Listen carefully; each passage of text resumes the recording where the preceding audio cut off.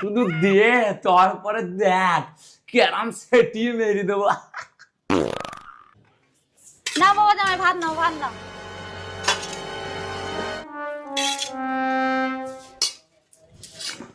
আরে জামাইকে শুধু ভাতটা দিয়েছিস, আগে মেন জিনিসটা দিয়ে।